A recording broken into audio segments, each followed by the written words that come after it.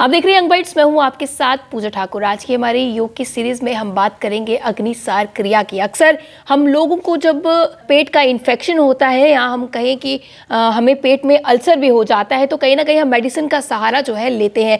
क्या आप जानते हैं कि योग के माध्यम से भी आप अपनी अंदर हुई इन्फेक्शन को जो है वो ठीक कर सकते हैं। आज सब चर्चा के लिए हमारे साथ जुड़ने जा रहे हैं योग गुरु प्राशर जी, जो हमें बताएंगे कि आखिरकार इन्फेक्शन को किस तरह से हम योग की क्रिया के माध्यम से जो है ठीक कर सकते हैं। आपका स्वागत है यंग बाइट्स में।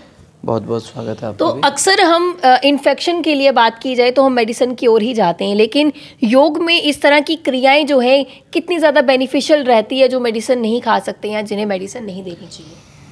देखिए, इन्फेक्शन को तो जो अग्निसार क्रिया है ना, ये तो ढूंढ ढूंढ के मारती है, परंतु हम लोगों को अग्निसार करना नहीं आता। कुछ लोग कहते हैं हमसे होता नहीं है, ऐसा नहीं है।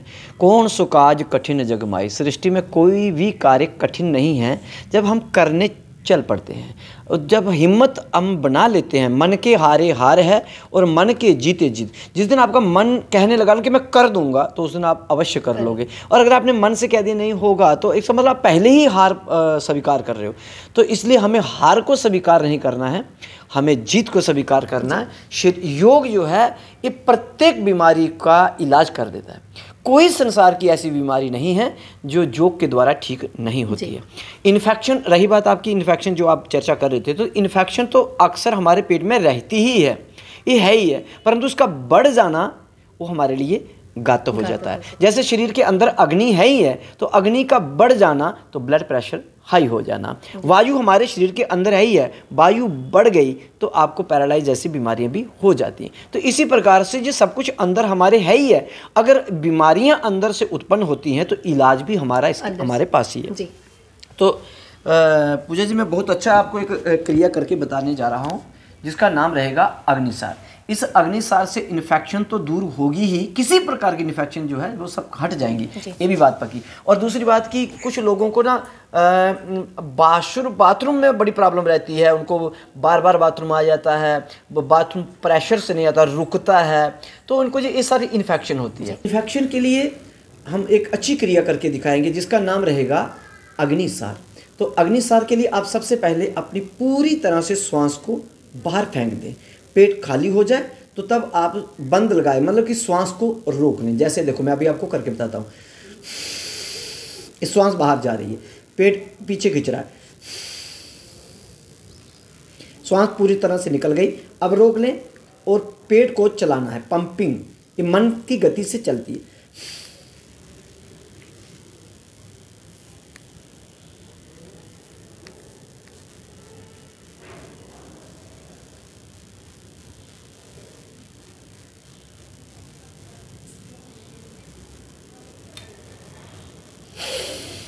लंबी गहरी श्वास लें, श्वास पर श्वास ले, ताकि जो जैसे आपने श्वास को रोका था तो उसमें आपको कुछ ऐसा घबराहट भी हो सकती है कि श्वास की आवश्यकता पड़ जाती है श्वास रो। तो इसलिए योगी ने कहा कि आप लंबी गहरी श्वास पर श्वास ले और जैसे आपका मन स्थिर हो जाए तो पुनः श्वास को बाहर फेंकें।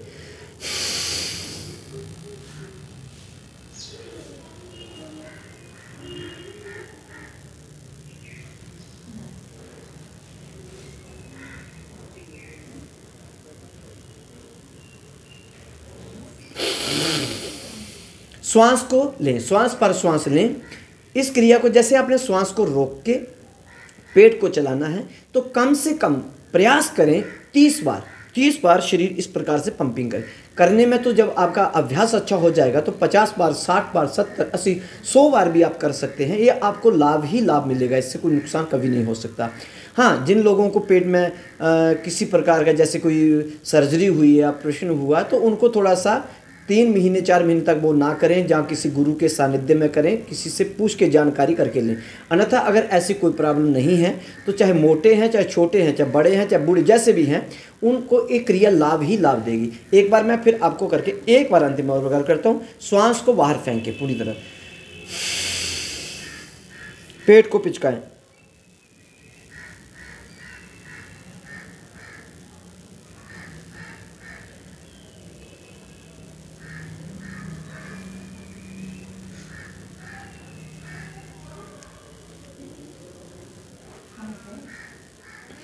श्वास पर श्वास लें,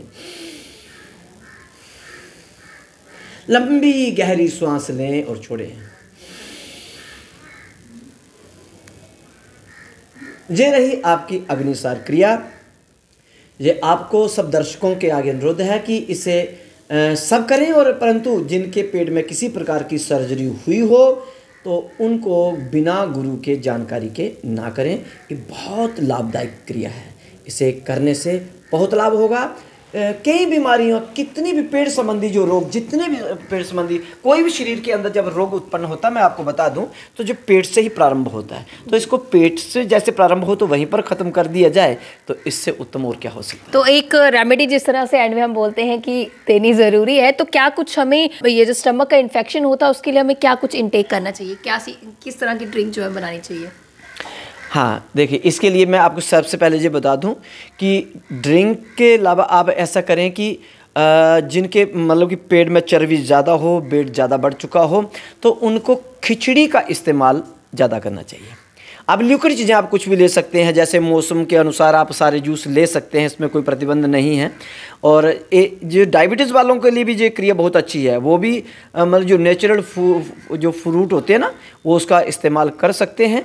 और इसके लिए खिचड़ी का इस्तेमाल ज़्यादा करें, शरीर के लिए लाभदायक रहेगा। बहुत बहुत धन्यवाद हमारे साथ जुड़ने के लिए। तो आज हमने आपको बताया कि किस तरह से पेट की इन्फेक्शन से जुड़ी हुई समस्याओं को लेकर जो है किस तरह का योग क्रिया हमें करनी चाहिए, अग्नि क्रिया जो है इन्होंने जिस तरह से हमें बताई है कि किस तरह से किया जाए, और उम्मीद ये करती हूँ कि आप जरूर करेंगे और पेट से जुड़ी समस्या जो है आपकी ज़रूर उसका समाधान होगा। अगले वीडियो को फिर मैं हाजिर होंगी, तब तक के लिए आप देखते रंग बाइट्स। फिर जर्नलिस्ट इंद्रजीत के साथ मैं पूजा ठाकुर, यंग बाइट्स, जम्मू।